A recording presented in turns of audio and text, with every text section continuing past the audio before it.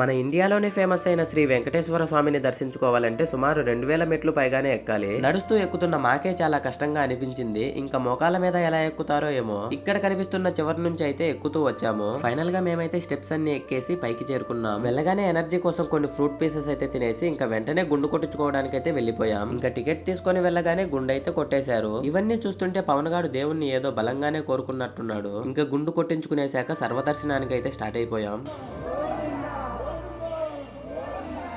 అక్కడికి వెళ్లి చూస్తే ఎక్స్పెక్టెడ్ దర్శనం 15 గంటలని ఉంది. క్యూ లైన్ లో నిలబడి కాళ్ళు అయితే భయంకరంగా నొస్తున్నాయని ఇంకా చేసేదేం లేక అలానే క్యూలోనే కూర్చునేసాం. తర్వాత మమ్మల్ని అందరినీ ఒక వెయిటింగ్ హాల్ లో వేశారు. తినడానికి ఉప్మా అండ్ పాలు కూడా ఇచ్చారు. ఫైనల్ గా మా ఫోన్లన్నీ సబ్మిట్ చేయాల్సిన ప్లేస్ అయితే వచ్చేసింది. అక్కడ మా ఫోన్లన్నీ సబ్మిట్ చేసేసి ముందుకైతే వెళ్ళిపోయాం. ఆఫ్టర్నూన్ 12 కి వెళ్తే నెక్స్ట్ డే మార్నింగ్ 3 కి దర్శనం అయిపోయింది. నిజంగా చెప్తున్నా, ఒక్కసారి ఆ దేవుని చూడగానే 15 గంటలు నేను క్యూలో పడిన కష్టాన్ని మొత్తం మర్చిపోయా. గూస్ బంప్స్ అసలు అంత బాగా అనిపించింది. నైట్ మొత్తం మేల్కొని ఉండడం వల్ల మనోడు బస్ లో నిద్రపోతున్నాడు. మీరు తిరుపతికి ఎన్నిసార్లు వెళ్లారో కామెంట్ చేయండి. Please do follow and subscribe. See you in the next video. Tata, bye bye.